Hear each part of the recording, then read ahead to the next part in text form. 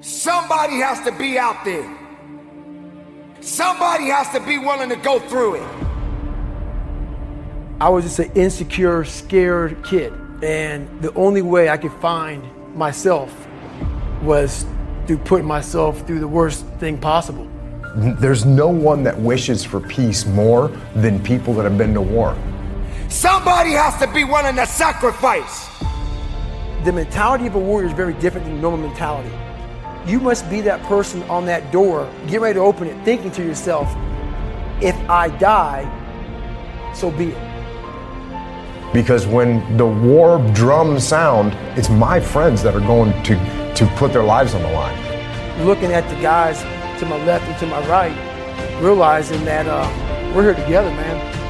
I have to be strong for them. And they got to be strong for me. We honor the servicemen and women who put it on the line, who've given their all. And if they make it home and they have the ability to put their arms around their loved ones, job well done. When you sign up on that dotted line to be a SEAL, your mentality changes. I may not live. You gotta accept that. Will to fight is the will to kill, and it's the will to die. And those are some pretty big wills that we need to have. Without these people who serve, without these people that give it their all, how can we do what we do? Somebody got to do the job. Get out there and live. Strive to be better. Because the life you've got, which I just said was a gift, it is a gift. So live it. Thank you for your service. Thank you for putting it on the line. For each day that you go out to do a job that maybe others will never understand, never have the ability to do, or even be able to give the time that you give. For every man and woman that serves, you should always be honored and respected. From far and near, you do something that is so great and so special to so many. And sometimes what you do doesn't be recognized enough. There should never just be a special day to honor those that serve. Every day should be a special day. For you are a special individual. For you give so much and yet only receive so little. This is the time that you must be recognized for the greatest sacrifices that you have given. You must be recognized for your losses, for your struggles, for the things that you have to endure that others will never see. Today you will be honored, but not just this day, but every day. For the men and women who serve, for the men and women who give it all, for the men and women that put it on the line, and yet not have the tribute that is deserved to them. Many people in this world will never understand the pain and the sacrifices that you have given. The fight always be in you. But this is the time and the moment right now that you must be recognized, that you must understand that you are appreciated.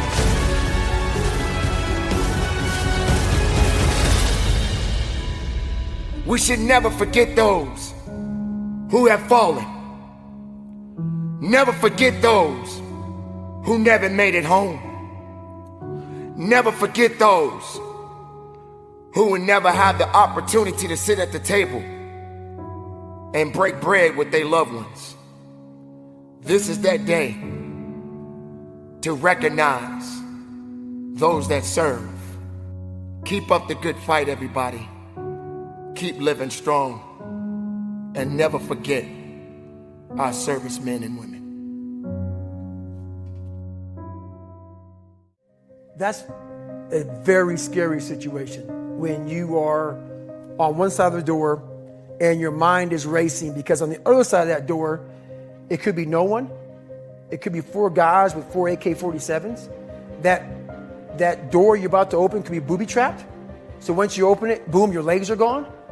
So there's 1,000 things you think about when you're the first guy, second guy, third guy, getting ready to go in a room and flood it. And that's why I talk about the warrior mentality. And that's why so many people are lost when I start talking. You have the right.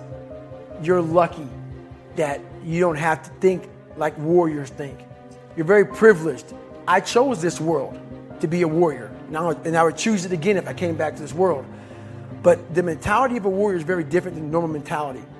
You must be that person on that door, get ready to open it, thinking to yourself, if I die, so be it. The only way you can go in that door is knowing there's a great chance you're gonna die. It's like being a SEAL, you train with live ammo. You jump out of an airplane, everything you do, you could die. So to be a warrior, why people don't understand me, I'm glad you don't understand me. Merry Christmas, good on you. Because being a warrior takes a whole different mindset. A whole different mindset to know that there's a great chance I may not be in the military. Like I was in for 21 years. I'm lucky. I'm very lucky that I'm alive, able to talk to you, able to still run. But when you sign up on that dotted line to be like a SEAL, your mentality changes. I may not live. You gotta accept that. And that's the mentality you have. And that's what makes you a warrior. If you're scared to die, you're a bad warrior. I'm also looking at the guys to my left and to my right, realizing that we're here together, man. And I have to be strong for them. And they gotta be strong for me. A lot of people, either you like me or you don't, even in the SEAL teams, but when you get to that door or you get on that mission or you get in that op, all that shit's out the door, man. You know, you do it honestly. I mean, people say all the time in these movies, and you really out there fighting for that guy beside you. And you can't be a coward. Because you know what, and this is how I look at everything I do now in life, and this sums it up. I hated jumping out of airplanes. I hated shooting guns. I hated the job as a Navy SEAL. But I did it because I wanted to change myself. Everything I do, I'm not really comfortable doing. But if you choose to go that route, to go be a Navy SEAL, you might as well go be the hardest mother in the world. Because if you're choosing to do something, you have 2 routes. You can go there and be a little weak person and get through barely, and that's your reputation. Or you can go through the hardest guy you can possibly be, and that's your reputation. So my whole thing is, if you're gonna choose to open that door in Iraq or Afghanistan, open the mother and go in hard. Because they're gonna remember you by slowly opening it and peeking in. So if you're gonna open it, and you made the mind to open it, don't crack it open. Open the door, go in. That's with life. If you're choosing to do something, attack it. Because they're gonna remember you as not attacking it. So I want to be remembered. You can hate me, but there's one thing you can't say about me. I didn't attack it. So that's the mentality you have. If you're gonna do something, you might as well attack it, because you can do it anyway. Right. This goes out to the firefighters who goes through a burning building to help those that can't help themselves. This goes out to the policeman or the policewoman who serves and protect those who don't have the ability to protect themselves. This goes out to all of those men and women who serve, both far and near, on the front lines. This goes out to our military men and women who give it all. This goes out to those that never made it home. This goes out to the families that will never see their loved ones again. We must never forget those who put it on the line. We must never forget those who are unselfish and being able to contribute what they contribute each and every day. How can we not recognize them? How can we not recognize what they do? Why does it have to just be one particular day that we honor them?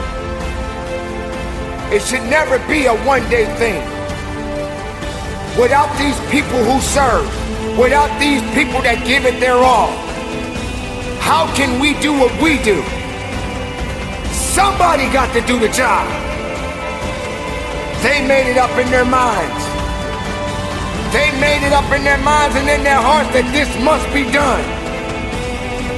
And they are willing to do what is necessary to get the job done.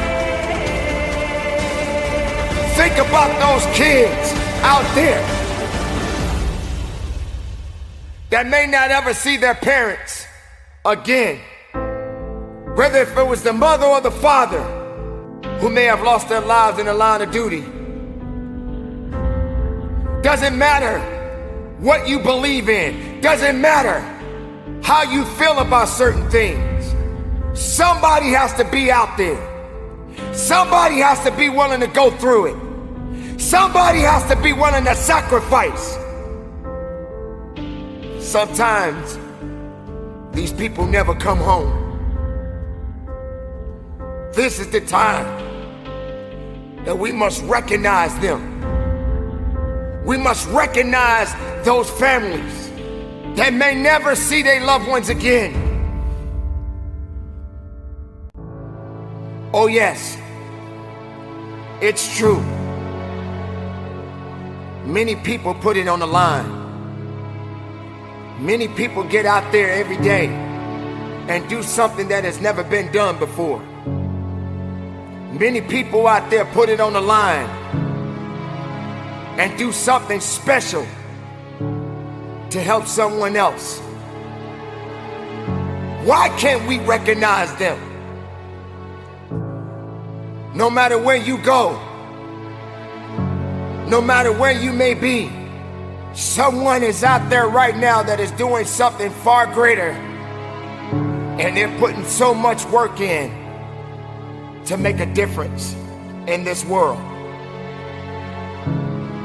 Why can't we honor them? Why can't we honor those servicemen and women? You have to consider the fact there are great doctors, there are great lawyers, there are great teachers, there are great mothers and fathers, there are great people in this world. We all are responsible for one another. We all have a duty. We all have to serve. Whether you wear a uniform or not, you have to serve. Can you be a serviceman? Can you be a servicewoman? Can you serve? Are you prepared to serve? Do you have the ability to serve? Don't make it about yourself. You have a duty. You have a responsibility. They didn't give up. Why should you? Keep moving. Keep believing. We are all one. Both far and near, we must serve. So this day, we honor the servicemen and women who put it on the line, who've given their all.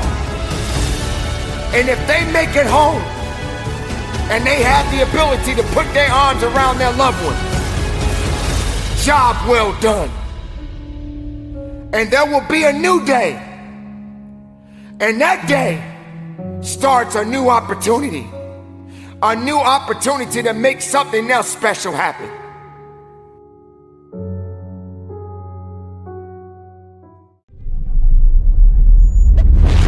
You feel like your life is going to last a long time. And if I was to talk to my 26-year-old self, I would tell that kid that you don't have time. And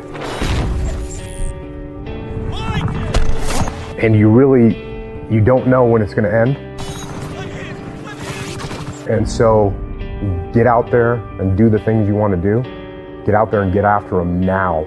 Don't wait another second. Take advantage of it. Get out there and live and strive to be better. Because the life you've got, which I just said was a gift, it is a gift. So live it. Yeah, I always wanted to be a commando ever since I was a little kid, and I heard that the SEALs were really tough and that the training was really tough. And then, once you get in, everyone makes a big deal out of buds, but it's in the SEAL teams, it's no big deal. Everyone goes through it. You get cold, you get wet, whatever. You do a bunch of push-ups and pull-ups and dips. Anyone that gets to the SEAL teams and does deployments overseas and has a real career, they're not talking about buds training. It just doesn't mean anything. I had a guy that was, a NCAA water polo team captain champion, and he quit. And I had a guy that was an Olympic alternate gymnast, and he quit.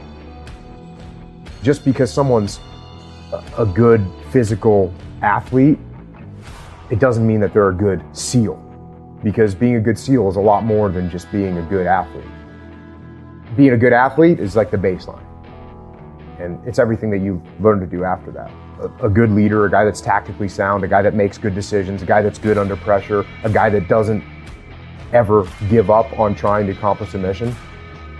Those are the things that make a good SEAL.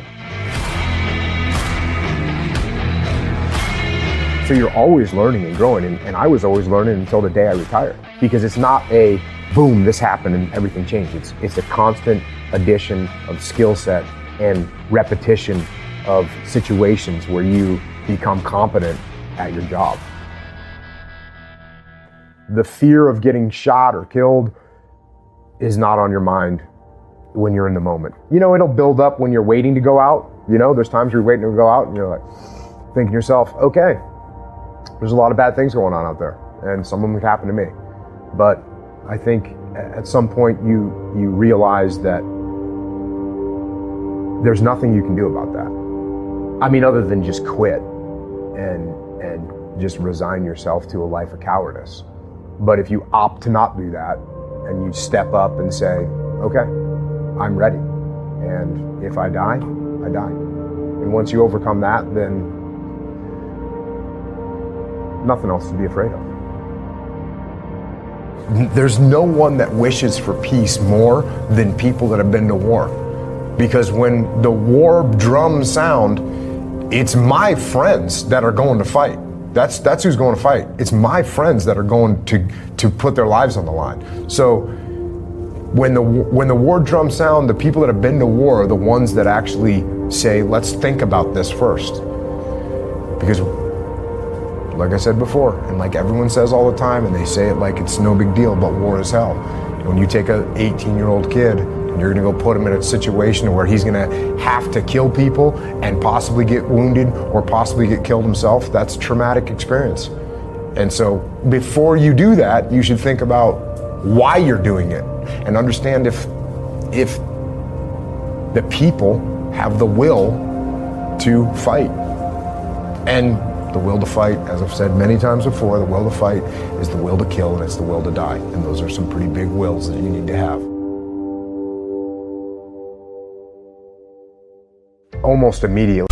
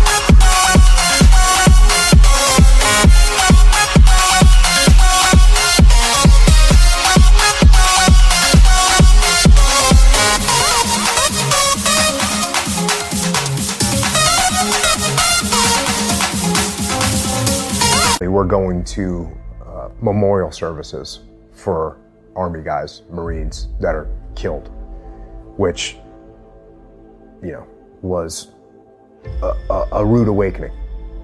So that's the welcome to Ramadi. The welcome to Ramadi is, you know, you're gonna go and pay your respects to some guys that were just killed. And there's firefights in the city. So we're just across the river from the city. There's firefights in the city all day. There's firefights in the city all night.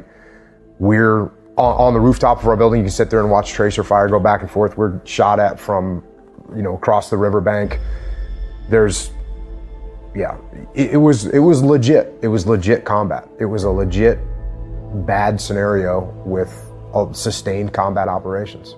How do you lead your men through that when you know they're dealing with not only the funerals, which definitely take a psychological toll, but then even that just constant firefighting over there? I mean, do you have to switch up your gear and think, okay, I got to lead stronger or maybe a little easier in certain scenarios? Are you changing a little Yes, bit? you do have to modulate your leadership. And you have to do that if you're in the business world. You have to do that if you're leading any kind of team. You've got to modulate, and you got to recognize when your guys need to be pushed and when your guys need to be not pushed and given a rest. So you're constantly doing that, regardless of what kind of team you're leading. And in combat, like, you know, I say all the time, it's amplified, because if you push your guys too hard in combat, they're going to break.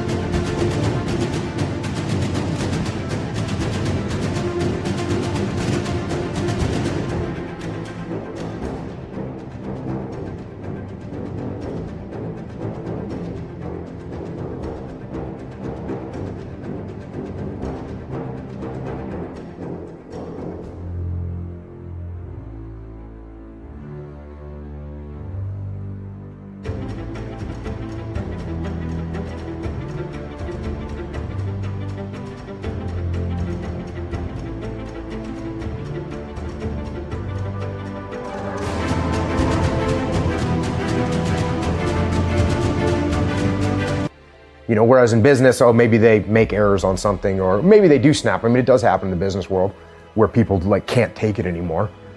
But in combat, it'll happen very quickly. And so, you know, you're constantly modulating and taking measure of where your guys are at. And, you know, sometimes I didn't do a great job of that. Sometimes I went a little far and said, ooh, wow, I just saw the look on that guy's face. He needs a rest. And I should have recognized that earlier. And, you know, you make mistakes, no doubt. What I had on my side was I had experience, and I had paid attention to my elders when I was a kid. And when I was getting trained and there was no war going on and it was the 90s, and I'd hear a guy, you know, someone whose name you'll never hear, but a guy that if you're in the SEAL teams, you know who that person is because they were a legit badass Vietnam war hero. You'd hear them say something, I would hear them say something, and I would collect that and I would hang on to it. That's what prepared me, was that experience of growing up with listening to my elders. The SEAL team doctrine wasn't written down anywhere. It was all word of mouth and passed down from generation to generation that way. And making sure that you're not being cocky, making sure that you don't have the attitude that you talked about earlier of, you know, we're always going to be better than the enemy. We're always going to win, because you're not always going to win. And especially if you think you're always going to win, then you're not going to prepare that the way you should. You're not going to give everything you can to your training to making sure that you are prepared for that moment when it comes. And it might come once on a deployment, it might not come on a deployment, and it might come on a daily basis. The sentries that are trying to hold down the fort and protect would take cover from all this enemy fire that was coming at them.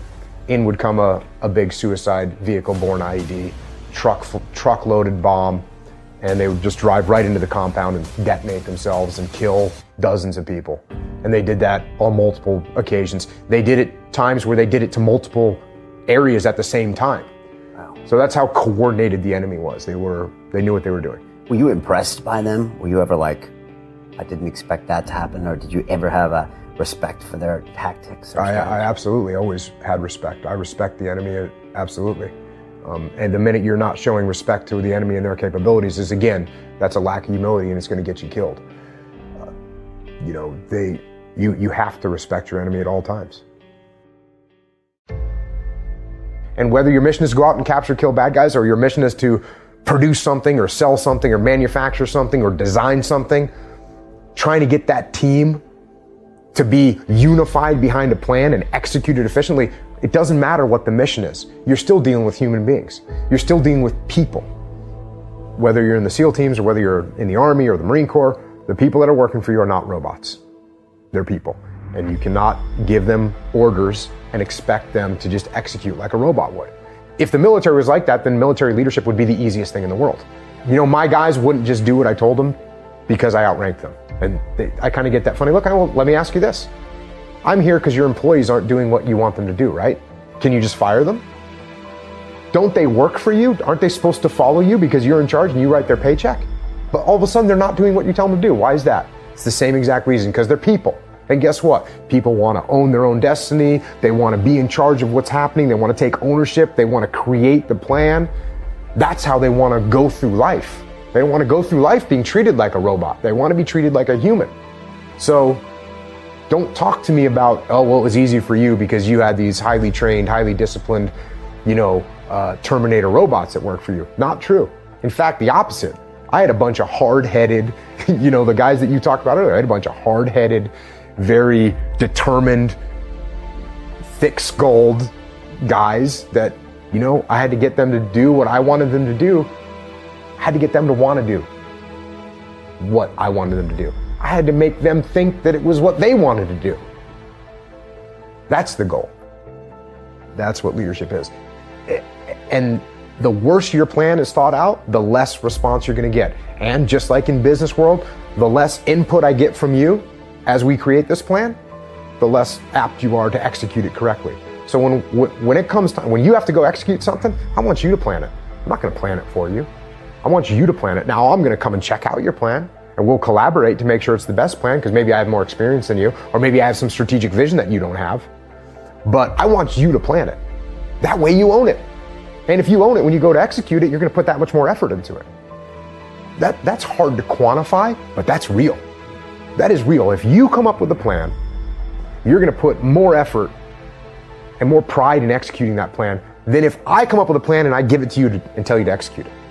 That's just a reality. I don't care who you are. That's a reality.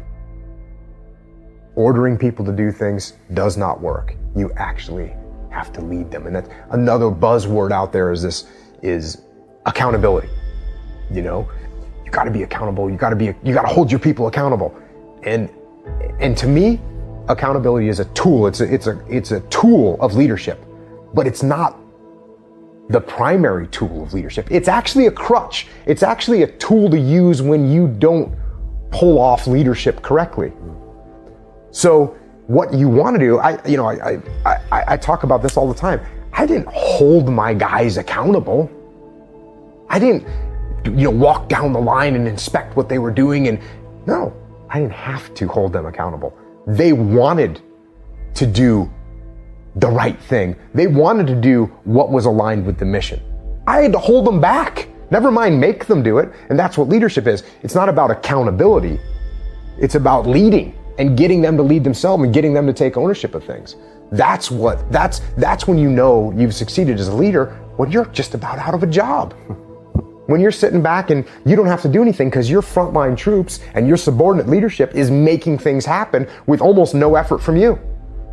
And the only time you have to step in is when something's going sideways or you see something getting off track, you got to step back in there. But the ideal is that you can sit back, observe, start looking at what the other strategy is, what to do next, other problems, other parts of the world, but you can just let your people do what they want to do because they want to do it. Not because you have to breathe down their shoulder and hold them accountable. Not the way to lead. And to that same young man that wants to be a SEAL, the guys that want to be like Jocko one day, what do you tell that 20-year-old that sees this thing and says, I want to go do that? Well, first of all, don't try and be like me. Be better than me. Crush me. Make me look like a baby. That's what you do. And don't talk about it. Don't mull it over. Don't plan for it. Just get after it. Just get after it. Make it happen. Use your force of will to make it happen. As a human being, the strongest thing you've got is your force of will. So take that force of will and make that happen.